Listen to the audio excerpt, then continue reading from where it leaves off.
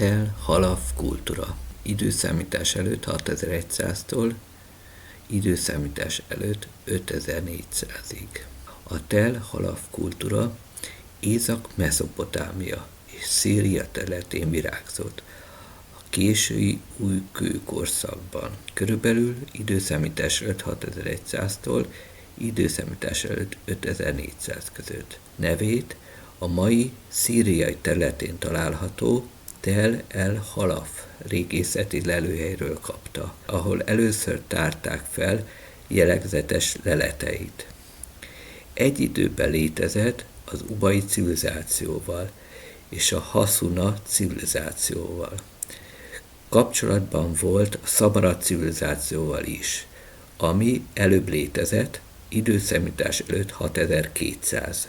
De a Szamara civilizáció eléggé el volt zárkózva, és időszámítás előtt 5700-ban beleolvadt a Tel Halaf kultúrába, röviden Halaf kultúrába. Földrajzi elterjedés és időtartam. Főként Észak-Mezopotámiában, Szíria és Anatólia egyes részén terjedt el. A kultúra virágkora időszámítás előtt 6100-tól időszámítás előtt 5400-ig tartott, de hatása és kerámiái évszázadokkal később is kimutatható voltak más lelőhelyeken. Gazdaság és életmód.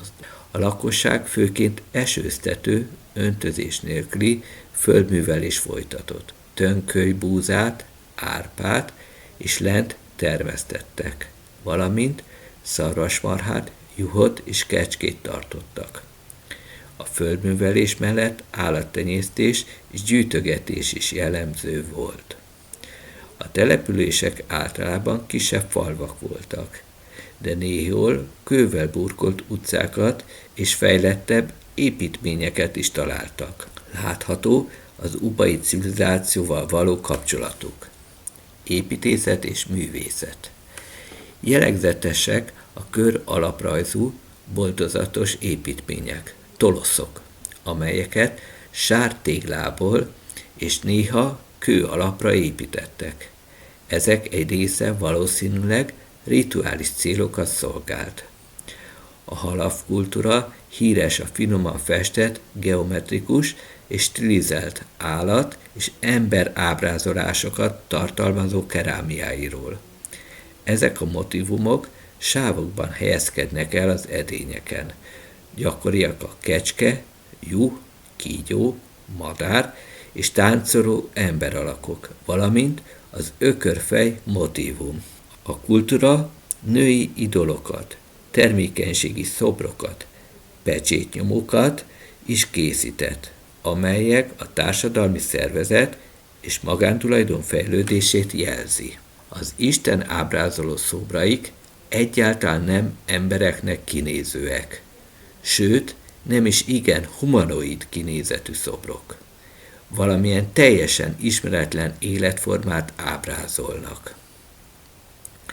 Technológia és kapcsolatok. A Halaf kultúra ismerte a rezet, de főként ékszerekhez használta. Eszközkészítésre nem. Kapcsolatban állt az örmény felfölddel, obszidián révén, valamint a Perzsa-öböl partvidékével, kagylók kereskedelmével. Kerámia stílus és egyéb leletek széles körben elterjedtek, ami kiterjedt kereskedelmi és kulturális kapcsolatot jelez. Jelentősége. A Tel Halaf kultúra jelentős szerepet játszott Észak-Mezopotámia neolitikus fejlődésében, párhuzamos ubaid kultúrával, amely már a sumer civilizáció közvetlen előfutára. A Halaf kultúra művészete, gazdasági és társadalmi újítással hozzájárult a mezopotámiai civilizációk fejlődéséhez. Fontosabb lelőhelyek. Tel el Halaf.